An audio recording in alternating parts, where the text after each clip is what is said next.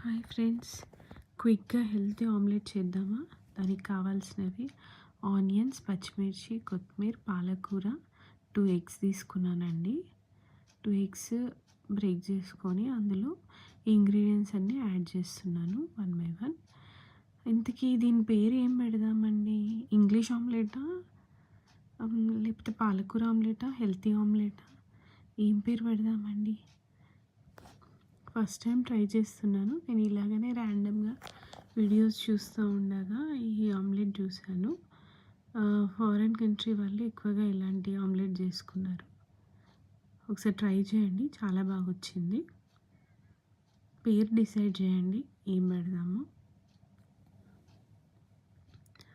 ఇందులో ఉప్పు, కారం, పసుపు, కొంచెం ధనియాల పొడి, మిరియాల పొడి, జీలకర్ర పొడి యాడ్ చేశానండి. యాడ్ చేసి బాగా బీట్ చేసుకున్నాను. బీట్ చేసుకున్నాక ప్యాన్ తీసుకొని ప్యాన్లో ఆయిల్ వేసి, ఆయిల్ హీట్ అయ్యాక నార్మల్గా మనం ఆమ్లెట్ ఎలా వేసుకుంటాం అలా ఈ మిక్స్ చేసిందంతా మిక్చర్ ఇందులో వేసానండి. వేసి ఆమ్లెట్ వెంటనే తిప్పేస్తాం కదా, అలా తిప్పేయకుండా లిడ్ పెట్టి ఒక 2 మినిట్స్ అలా వదిలేసానండి. తర్వాత తిప్పేసి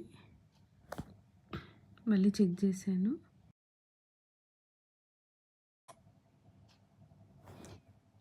మళ్ళీ తిప్పేసానండి. చాలా బాగా వచ్చింది ఆమ్లెట్ టేస్ట్ అయితే.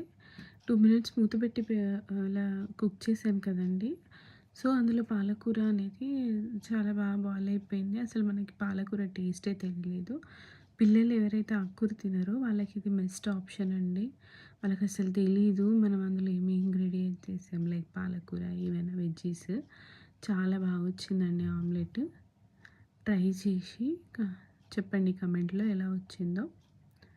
చాలా బాగా కుదిరింది ఆమ్లెట్.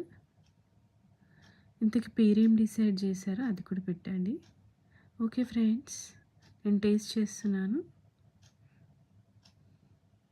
చాలా బాగుంది ఫ్రెండ్స్, సూపర్గా ఉంది. బాయ్.